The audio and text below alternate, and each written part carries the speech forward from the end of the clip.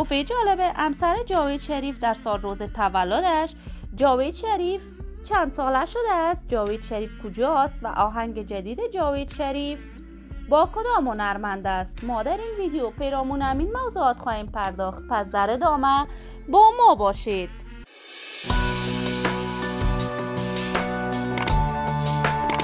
جاوید شریف هنرمند جوان، موفق و سابقه دار کشور ماست. جاوید در یک خانواده هنری دیده به جهان گشوده است. جاوید شریف خوارزاده حبیب شریف است و به همین علت جاوید شریف تخلص هنری خود را از تخلص مامای خود گرفته است.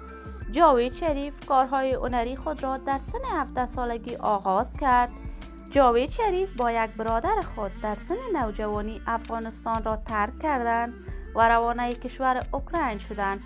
بعد از سپری کردن 5 سال در اوکراین توانست به جرمنی برسد. اکنون جاوید شریف در آلمان زندگی می کند. وی عروسی کرده است و دارای یک فرزند می باشد.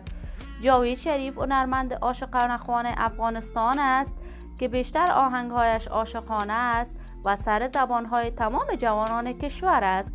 جاوید شریف همیشه با هنرمندان تازه کار کشور همکاری کرده است و با آنها آهنگ جدید می سراید تا اینکه باشد نام هنرمندان جوان هم مطرح شود، از جمله آریانا سعید و اکنون سمیرا الکوزی، یک تن از شاگردان جاوید شریف که با وی 2 آهنگ سرود و آهنگهایش در میان مردم افغانستان گل کرد.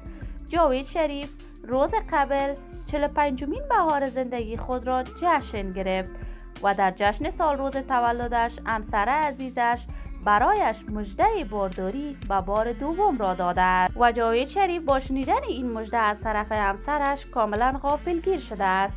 ما هم سال روز تولد جاوید شریف را از صمیم قلب تبریک گفته و آرزو داریم سالهای زیاد این روز را در زندگی خود جشن بگیرد.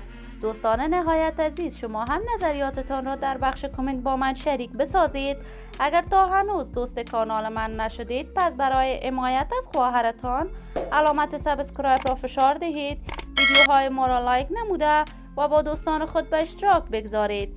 سلامتی شما آرزوی ماست. تا درودی دیگر، بدرود.